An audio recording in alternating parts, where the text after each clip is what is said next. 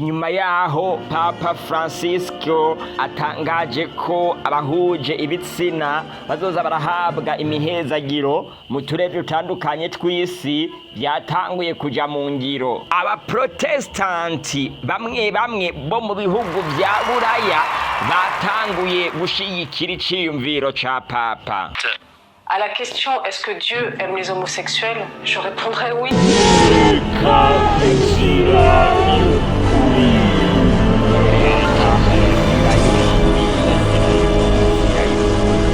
Murahawe ikaze mu kiganiro c'uno musi nyereka inzira y'ukuri.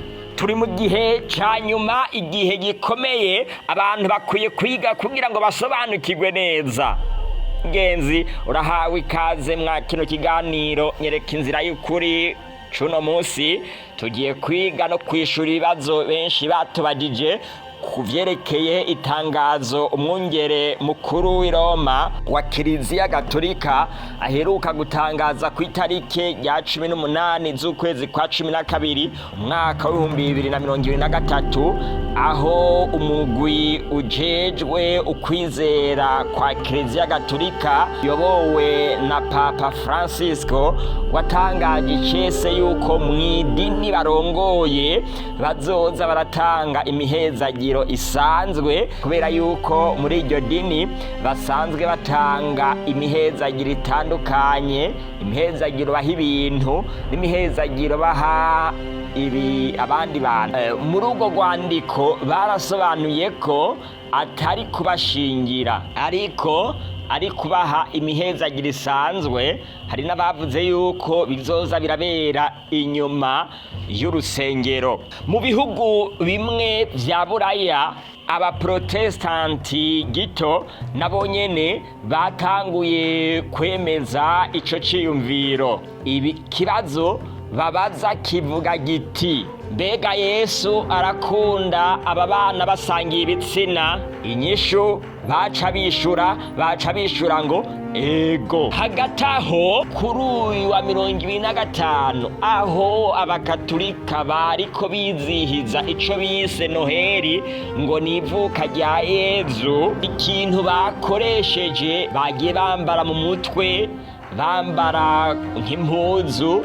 Abandi badashoboye kuronka uburyo bwinshi badufata mu maboko yari amabendera, amadarapo y'aba homosexualite, amadarapo y'abantu bahuza ibitsina bisangiye. Bari banditsemo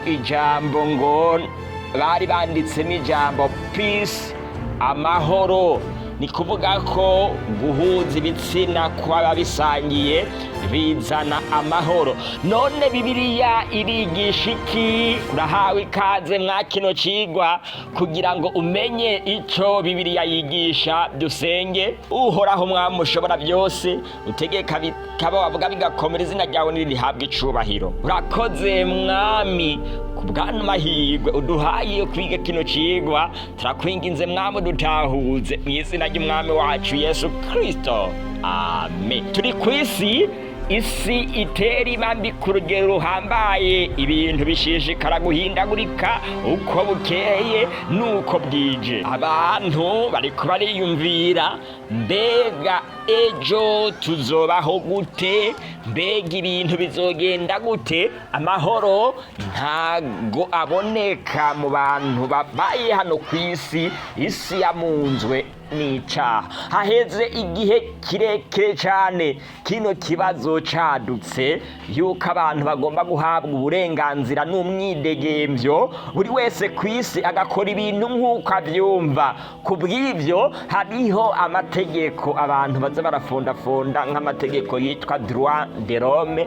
Ni kuvuga ngo umuntu akwiye guhabwa uburenganzira. Bagenzi, nagira ndabatangarize yuko ibintu bikomeye kandi niko byabaye, niko byatanguye no guhera uhereye kera hose. Ubwa mbere na mbere ico Imana yavuze cagiye cirengagizwa, ariko koko ibi turimwo bisobanura iki? Umwami Yesu ari kumwe n'abigishwa biwe yaravuze ivy'iki gihe Matayo igice ca 17 ku murongo wa 26 gushikana ku murongo wa 30. Kandi uko vyari biri mu minsi ya Nowa niko bizoba mu minsi y'umwana w'umuntu. Bararya, baranwa, bararongora, barashingira, bageza kuri wa munsi Nowa yinjiye mu bwato, umwuzure ukaza ukabahonya bose. No mu minsi ya Loti vyabaye uko. Bararya, baranwa, baradandaza, baragura, baratera, barubaka, maze umunsi Loti yaviriye i Sodomu, umuriro n'amazuku biratibuka bivuye mw'ijuru birabahonya bose. Niko bizoba umunsi umwana w'umuntu azoserukirako. Luka igice ca 17 ku murongo wa 26 gushikana ku murongo wa 30. Ibintu birakomeye cyane. Yesu aravuga ngo nkuko vyari biriho mu gihe ca Loti no mu gihe ca Nowa niko bizoba no mu minsi yo kuza ku mwami wacu Yesu Kristo. Mbega vyari bimeze gute? Ikibazo wocubaza ni iki? Mbega vyari bimeze gute igihe ca Loti? Vyari bimeze gute mu gihe co kwa Nowa? Igihe co kwa Loti n'igihe co kwa Nowa vyari bimeze gute? Bibiliya iraduha ishusho ikatwereka ukuntu vyari bimeze. Hariya mu gitabo c'Itanguriro igice ca 19 ku murongo wa 5 wa 6 hamwe n'uw'indwi n'uw'icenda, bahamagara Loti baramubaza bati abagabo binjiye iwawe muri iri joro bari hehe? Basohore tubonone. Arababwira ati bene data, ndabinginze ntimukore icaha kingana gityo. Raba mfise abigeme babiri batazi icitwa umugabo.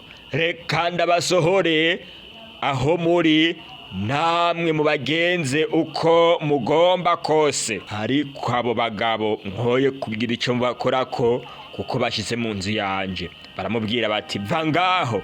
Batura urugabo rw'inyambukira rwaje hari inyambukira, none rwigize umucamanza. None rero turakugirira nabi birenze uko twari kugira abo basunika Loti cyane, bagera urugi ngo barusavye. Itanguriro igice ca 19 ku murongo wa 5 gushikana ku murongo w'icenda. Bano bagabo b'i Sodomu na Gomora bo mu gihe ca Loti bari barakoze ubusambanyi ku rugero ruhambaye, kugeza naho icaha c'ubusambanyi kidasigara kwitwa ubusambanyi. Baragenda kugeza naho basigara bakora imibonano bahuje ibitsina, abagabo ku bagabo n'abagore ku bagore. Igihe abagabo bo mu gisagara ca Loti bitegereza bano bagabo b'amarayika baje, biyumviriye kubakorera ibyo basanzwe bakorana hagati yabo, kugeza naho Loti abemerera abakobwa biwe bari basanzwe ari isugi. Barabanka, twebwe dushaka abagabo ku bagabo. Maze nk'uko twabisomye aho nyene Imana iterura Loti imukura muri ibyo bisagara, maze irimbura abo bantu. Ikimenyetso ca nyuma cerekanye yuko Sodomu na Gomora yari igira irimbuke kwabaye ukwigaragaza ikintu cyo guhuza ibitsina kw'abagisangiye. Mu gihe cyo kwa Nowa naho byagenze gute?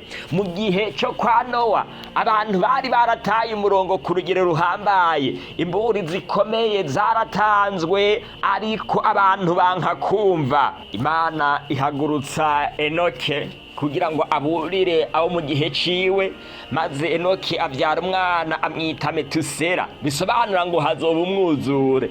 Maze Metusela aravuka, abantu bamuhamagara hazoba umwuzure, arakura amara imyaka myinshi bamuhamagara ngo hazoba umwuzure, ariko banka kumva. Ijambo ry'Imana rirerekana ibyaha bari barakoze. Ku murongo wa 12 itangura igice ca 6, Imana yitegeza isi ibona ko yononekaye, kuko abari n'umubiri bose bo mw'isi bari bononye ingeso zabo.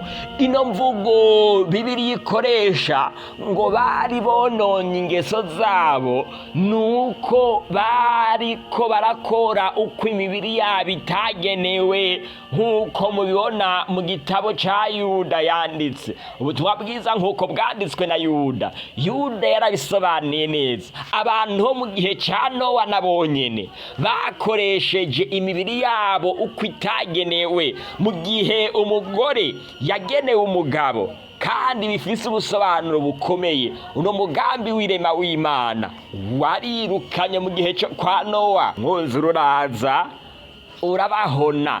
Ikintu ca nyuma cigaragaje kugira ngo abantu bo mu gihe ca Nowa barimbuke, naho nyene cabaye uko abantu basigaye babaye ibikoko, mbere barusha n'ibikoko, mu gihe Bibiliya ibuza abantu kuryamana n'ibikoko. Kuvayo igice ca 22 ku murongo wa 19, uzoryamana n'igitungano ntazabure kwicwa. Kuvayo igice ca 22 ku murongo wa 19. None ubu abantu basigaye bakora ibintu n'igikoko koko kitokoze, n'akaga gakomeye cyane bagenzi. Noneho Bibiliya irabivuga neza ivyatuye muri ano majambo avuga ngo umugabo yenze uwundi mugabo, bwa mugore bompi bazoba bakoze ikizira, ntibazabure kwicwa, amaraso yabo nibo azokora. Bibiliya irerekana neza umugabo yenze uwundi, bazoba bakoze ikizira, bazoba bakoze icaha. Abo bagabo bose ntibazabure kwicwa, kandi amaraso yabo nibo azokora.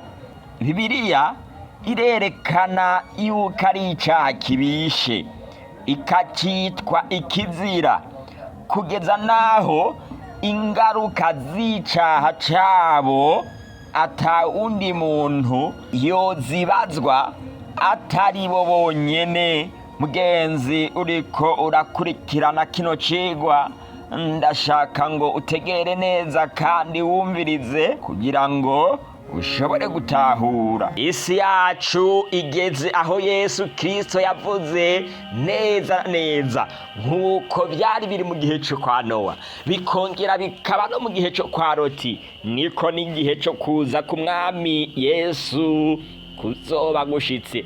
Mwa kino gihe ubutumwa bwiza buriko buratangazwa. Muri iyo nzira abisi n'amadini gito, abiyitwa abakristo ariko ataribo, bariko barigaragaza. Imburi zikomeye ziriko zirigaragaza hose. Abantu ntibashaka kuvyumva, baguma biboheye kuri Satani, kugeza naho babazanira mu mashengero amadarapo y'aba homosexuality, abantu bakayatora bakayandikako ngo n'amahoro. Kuryamana kw'abahuje ibitsina bizana amahoro. Umuntu azokigwanya azoba ariko aragwanya amahoro. Urumva ibintu biriko birerekeza hagati aho n'iyindi mipangira hari. Ico Bibiliya yavuze cose kizokwigaragaza nk'uko Bibiliya yakivuze. Haruhande yo kugerageza kino kintu gitoroshe, abantu bagasobanukirwa neza yuko guhuza ibitsina bo bisangiye atakibi kirimwo, yuko abo bantu basanzwe nabo ari abana b'Imana, kandi Yesu abakunda. Ibyo biroroshe cyane yuko umugambi w'irema w'Imana utanguye kwatakwa. Bizoza kurangiriza he? Bizoza kurangirira aho ubupapa n'amadini ya giprotestanti bashigikiwe n'amareta bazohimiriza abantu gusenga ku isabato y'ikinyoma. Ino ni imburi ikomeye, kubera yuko ibyanditswe byera byerekana iki? Muzosome ku byo twigishije ku butumwa bwa marayika wa gatatu, muzobitahura neza. Ibyanditswe byera byerekana yuko itangazwa rya dimanshe rimaze kuba, ariho dimanshe izocibera ikimenyetso c'igikoko abantu baruhuka dimanshe, canke se abantu birengagije amategeko y'Imana muri rusange bose bakegukira Satani. Imbere yuko rero Roma, imbere yuko ubupapa bugobera abantu kuruhuka ku isabato y'ikinyoma, Imana iri kirerekana yuko ubupapa atari uburongozi bwashizweho n'ijuru, ariko ari uburongozi bwa Satani. Birababaje kuba abantu bariko barabwizirikira kuno munsi kandi bahawe imburi iboneka. Yewe ukuntu abantu bazorimbuka kandi bari bahawe imburi.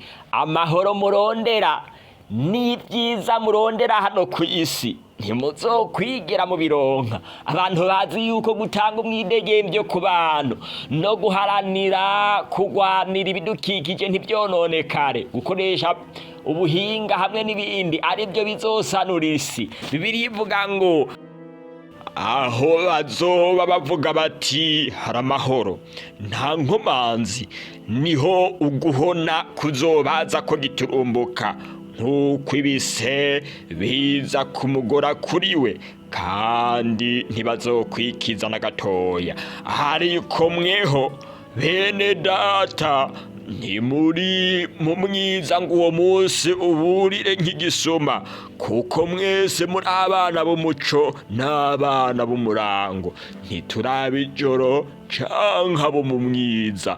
Nuko rero ntidusinzire nka babandi, ariko twame tugavye twirinde ibiboreza. Cete ca mbere Pawulo yandikiye Abitesalonike igice ca 5 ku murongo wa 3 gushikana ku murongo wa 6. Bibiliya irabivuga neza aho bazoba bariko baravuga amahoro. Abo bantu mu gihe Bibiliya itubuza yerekana yuko abana bo mu muco bobo birinda ibiboreza, abo bantu bazokomeza kubiboreza. Ubupapa buraza ubwenge, burekereza kurekurira abantu kurya ibizira ingurube, maze bukarekurira abantu kurya ibiboreza, kugira ngo ubwenge bwabo ntibukore neza, bishoboke yuko ubuhendanyi bubazana ko bwose babwemera. Bibiliya ngaha irerekana yuko iyo nzira atabukiriro burimwo, maze ikerekana yuko abantu bari mu muco bakwiye kwirinda no kwiyubara, bakirinda ibiboreza, bakirinda ikintu cyose cobatandukanya n'umuremyi wabo.